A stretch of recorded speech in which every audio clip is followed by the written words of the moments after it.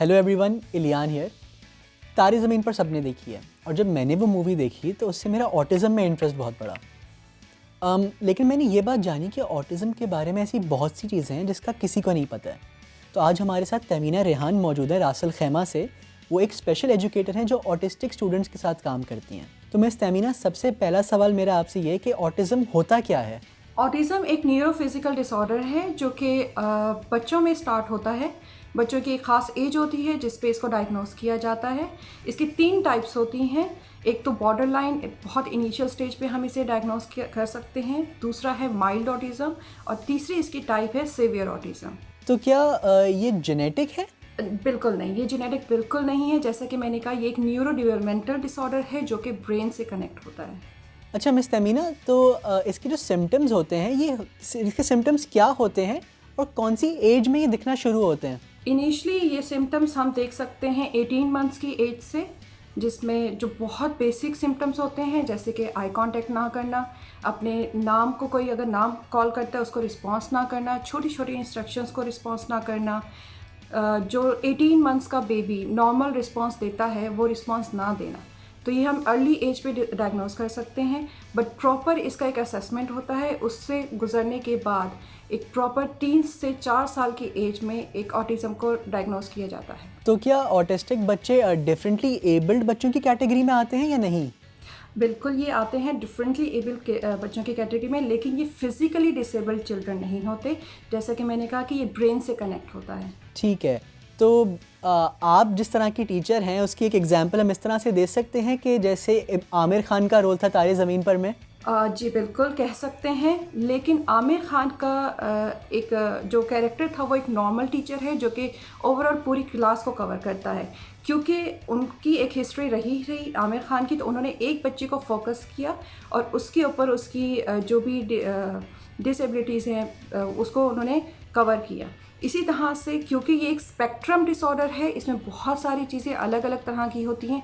जैसे कि बच्चे का बिहेवियर चेंज होता है, बच्चा एग्रेसिव होता है, बच्चा ओसीडी होता है, मतलब हैंड वॉश बहुत करना, अपने आप के हाइजीन का बहुत ख्याल रहे। तो ये बहुत अलग अलग चीज़ें होती हैं जिनको ऑटिज़म से रिलेट करते हैं। स्पेशल एजुकेटर्स होते हैं, उन्हें स्कूल्स हायर करते हैं या पेरेंट्स पर्सनली हायर करते हैं? दोनों हायर कर सकते हैं, स्कूल्स भी। अब ये है कि सेंट डिपार्टमेंट इंट्रोड्यूस किया गया है। सेंट डिपार्टमेंट का काम ये है कि वो इन्हीं बच्चों को फोकस करके स्पेशल एजुकेटर्स को हायर करें, उनको ट्रेन करें, उनको पैरा प्रोफेशनल बनाएं।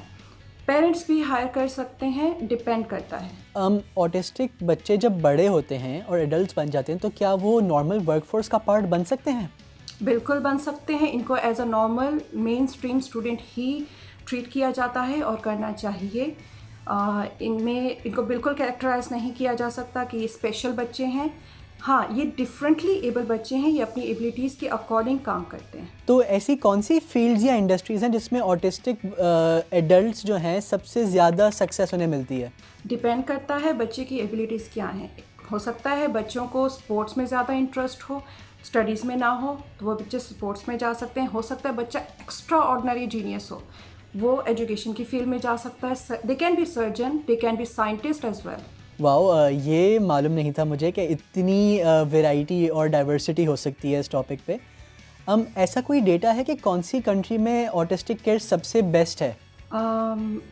ऐसा कोई डेटा मैं ये तो नहीं कहूँगी कि हाँ है, या मैं डिनाई नहीं करूँगी, लेकिन हाँ, इसमें एक चीज़ बहुत इंपॉर्टेंट पार्ट करती है। वो ये है कि डेवलपिंग कंट्रीज़, वहाँ पे इस चीज़ को बहुत फोकस किया जा रहा है। इस चीज़ में बाकायदा एक फील्ड बनाई जा रही है जो कि इन बच्चों को लेके आगे चल रहे हैं। क्या आप इस स्टेटमेंट से एग्री करती हैं कि once an autistic always an autistic? बिल्कुल नहीं, क्योंकि ऑटिज़म क्योरेबल नहीं है। हम इसको क्योर नहीं कर सकते, हम इसको ट्रीट कर सकते हैं, जिसकी बिना पर बच्चा जब बड़ा हो जाता है वो अपनी एबिलिटीज़ को ग्रूम करके वो आगे चल सकता है। और आखिरी सवाल मिस तमीना, अगर टीचर खूबसूरत हो तो उससे क्या उसकी इफ़ेक्टिवनेस बढ़ जाती है या नहीं? कोई भी टीचर खूबसूरत हो, बच्चों को बहुत अच्छा लगता है उनसे इंटरेक्ट करना। मैं इस बात पे कोई कमेंट नहीं दूंगा क्योंकि मेरे टीचर्स भी हो सकता है कि देख रहे हो। बिल्कुल। Thank you very much miss Tamina कि आपने अपना टाइम निकाला हमारे लिए। आपकी इनसाइट से मुझे बहुत नॉलेज मिली। And this is Riyan Al Kareem signing of.